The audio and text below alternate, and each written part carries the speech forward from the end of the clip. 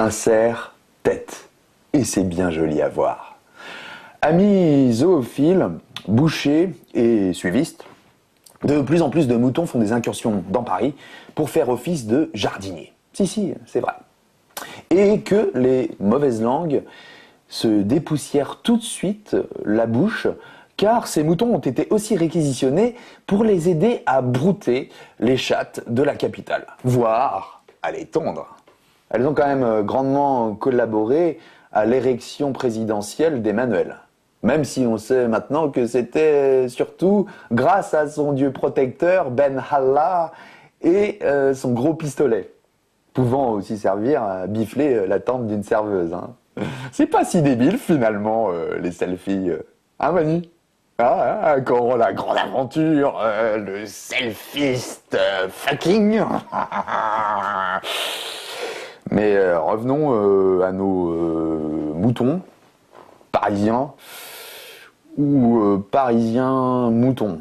C'est vrai qu'il y a de quoi hésiter. Hein.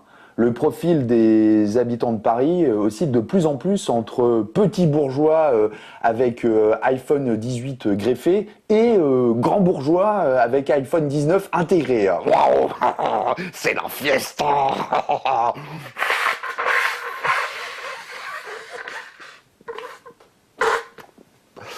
Mais revenons à nos sobres au vin, contraints de bouffer la mauvaise herbe parisienne pleine de Roundup. Vous voulez les assassiner ou quoi? Avec toutes ces bagnoles? Ils vont finir, au pire, en quelques semaines, direct avec un cancer du poumon en phase terminale.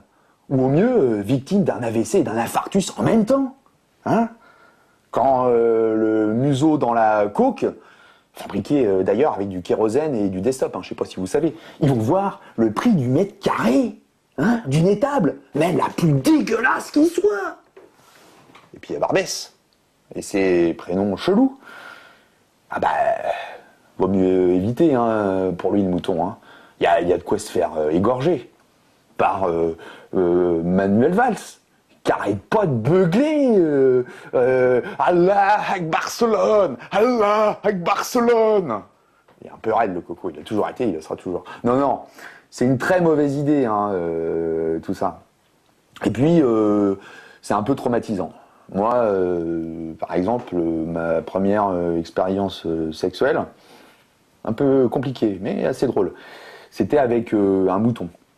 Et ma petite sœur qui à l'époque était en CM1.